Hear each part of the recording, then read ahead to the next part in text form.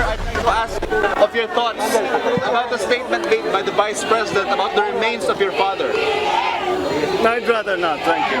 Matipid ang naging tugon ni Pangulong Ferdinand Marcos Jr. nang tanungin tungkol sa naging banta ni Vice President Sara Duterte na huhukayin ang labi ng kanyang amang si Marcos Sr.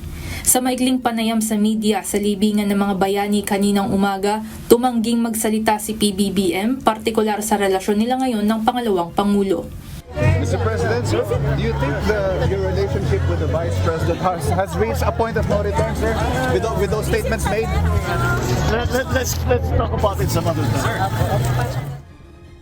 Sa isang press conference noong October 18, sinabi ni VP Sara na binalaan niya si Senator Amy Marcos na huhukayin ang labi ng kanilang ama at itatapon ito sa West Philippine Sea kung hindi matitigil ang mga pang-aatake sa kanya sa politika.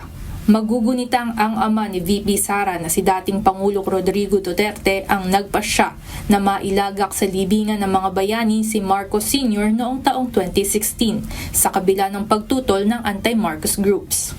Sa isang mensahe sa libingan ng mga bayani, inalala ni PBBM ang mga iniwang turo ng kanyang ama na aniya ay mas naiintindihan niya ngayong siya ang nakaluklok sa pwesto.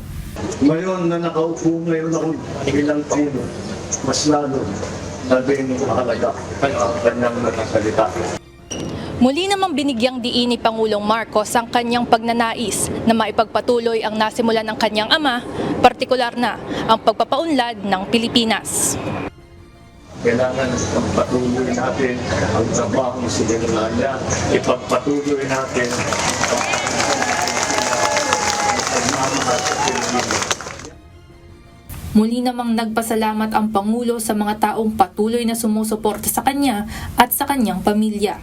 Kasamang dumalaw sa libingan ng mga bayani ang kanyang ina na si former First Lady Imelda Marcos. Ivan Alvarez, UNTV News and Rescue. Diyos ang aming sandigan, serbisyo publiko ang aming pinahahalagahan.